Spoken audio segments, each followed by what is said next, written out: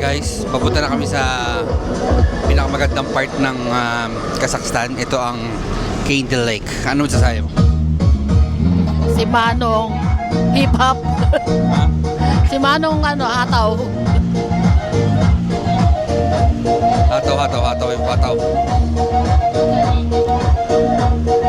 Ang lakas ng music nila rito, ang lakas ng music nila.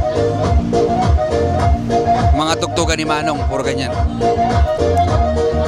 1, little 2, little 3, little Indian, 4, little 5, little 6, little Indian, 7, little Indian voices. Yun, umaraw. Sarap. Hi guys. Hello guys. Ano mga tao mo? Mga karegla. Mga kasama namin puro mga gurang. Hindi marunong mag-party-party. Doon sa kabilang bus, kasi naligaw puro bata, mga sumasayaw. Dito mga tahimik, mga Espanyol, mga Amerikano, Pranses.